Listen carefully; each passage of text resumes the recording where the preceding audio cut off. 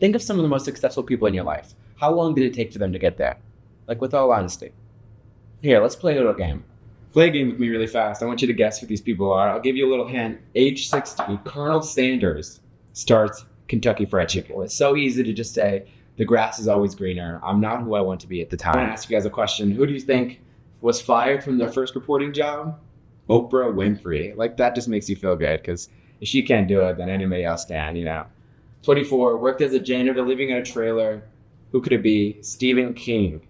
How about 27, failed as a missionary and decided to go to art school. Different art school guy, Vincent van Gogh. Quite interesting. Okay, 28, single parent, depressed, suicidal. You might know her for the Harry Potter series, J.K. Rowling. 30, was a carpenter. I think that's a cool career. I feel like you couldn't be that upset. He ended up switching to becoming like Indiana Jones, Harrison Ford. He seems like a carpenter. So I think that's actually kind of fire.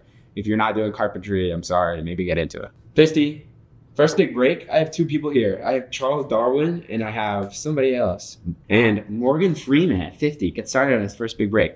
That's crazy. I love Morgan Freeman. He's always had a deep voice in my head, so it makes sense he was old. 46, addicted to drugs and gets in Pulp Fiction. Samuel L. Jackson, that guy's fire. Who knows, he was only acting since he was 46. Anyways, I thought this was a fun game to just get to know these people and personalize yourself with these adventures. So how long should these things take anyway? Like, if you have a goal to be a millionaire, how much time do you think you need? That's honestly a real question that I'm asking myself. This chair's incredibly broke. If it takes 10 years, are you willing to sacrifice 10 years? I think I would spend 10 years to be a millionaire. That just seems like an easy trade to make. But how about 20 years or 30 years? It's like these trade-offs. Were you willing to do the schoolwork in order to become a six-figure earner? Like, yeah, I'm willing for that. So I went to college. And then if you're going to use your degree, is it useless to have that degree? Like, no, you gain skills. So I think what's most important to realize is as you spend time failing and messing up and taking time to be 60 years old, you learn a thing or two about how to make fried chicken like Colonel Sanders. The skills you transfer over aren't always the clearest pathway.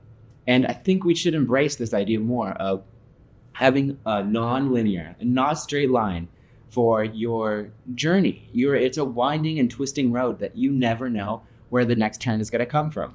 You just have to be ready for the opportunity. So if you can say to yourself, yes, today I am pursuing an opportunity, then I think you're doing enough. You see, what's taken me ages to think about and to realize is things take time. And if you want to be great at things, it obviously will not be easy to just transfer skills. And me personally, I deal with this every day. I always feel like I need to be 10 steps ahead and 3 steps back. And it honestly is a terrible mindset. It is miserable to think that you are not where you think you are. Comparison is the thief of joy. And if you want to be a creative like me, I would like to not compare myself to other creatives. The best ideas come to you not when you're frantically busy. It's when you're bored, when you get to slow down. So don't stress yourself out by comparing yourself with other people. Take some time, relax, enjoy the ride. Life is a journey and it's not a race. You don't get to the end and win. Nobody wins by getting to the end. It's death. Like, that's not the best of taking on. So in the end, if you end up being like Oprah at 23 getting fired, then good to you. Like, that's pretty early. But if you end up being 46, addicted to drugs and get on Pulp Fiction, like, as long as you make it, man, take your time. 46, that's half of the life expectancy. For men, life expectancy is like 80.